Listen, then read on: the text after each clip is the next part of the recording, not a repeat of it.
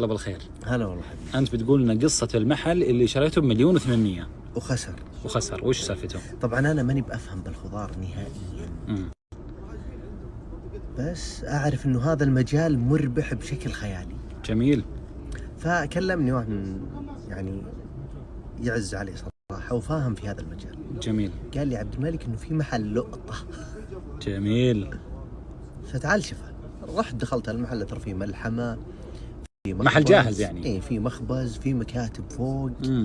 فرصة. إيه بس راعيه بيقبله ما حبه. حلوين. وسألت وش الأسباب، قال اختلفت أنا وشريكي وما أدري إيش، وإنه لازم نفض الشراكة، فقلنا نقبله بأقل الخسائر. وهذه أقل الخسائر. طيب كم كان المبلغ؟ فبنفس اليوم أنا دفعت له حق التقبيل اللي هو؟ دفعت له 1,000,000. 1,000,000. حلو. حلوين. وحطيت فيه بضاعة بكم؟ ب800,000. عبيت المحل بمبلغ؟ عبيت المحل ب800,000. جميل. جميل. الآن طلع عليك المشروع ب1,800,000. 1,800,000. هذا غير الآجار اللي حل اللي كان ب325,000. يعني بيوصل 2,100,000. 2,100,000 تقريبا. جميل. البضاعة اللي أنا جبتها أغلبها صارت تطلع اكسباير. منتهي تاريخها. منتهي تاريخها، ما في أحد يجي لما المحل. أفا. يعني أنت فتحت وما في زباين، لكن أنت شاري بضاعة بقيمة 800,000، لكن راحت أغلبها خسارة لأنه تنتهي تاريخها. فصرت إيش؟ أدفع الرواتب من عندي. استمريت لمدة كم؟ لمدة تقريبا 2 سنين. أوبا. فأنت بتدفع إيجار حول 600,000. وأنا جالس أخسر وأدفع رواتب من عندي. وعرفت وش سبب الخسارة؟ وش هي؟ أني ما أخذ المحل تقبيل.